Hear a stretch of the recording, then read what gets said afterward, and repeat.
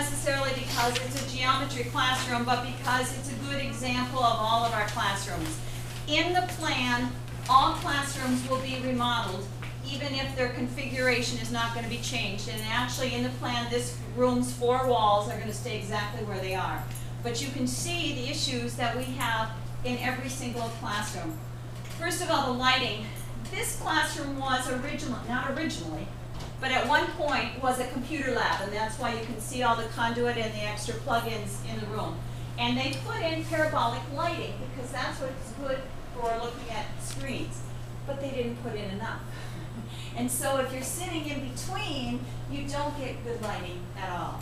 And we have numerous rooms where the lighting is just very, very poor depending on where you're sitting. In addition, the ceilings in our classrooms, these are all original tiles from when it was built, and the tracking up there, and we can no longer replace the ceiling tiles. They're not made anymore. And so every time we break a tile, and let me tell you, when we went wireless and they had to pull wires through this whole building, we broke a ton of tiles, and we can't replace them. As you can see, this is an example of one of the ceiling air conditioning units. And when it's running, we have to put a garbage can right here because the water condenses and it drips. And you can see the water issues that we've had related to the ceiling air conditioning unit. And almost all of them, we have those same issues. The plugins, like I said, this is a classroom that was a computer lab at one point, but most of my classrooms have 2 sets of plugins, or 4 outlets for students. And we are a one-to-one computer school. Every one of my students has a tablet.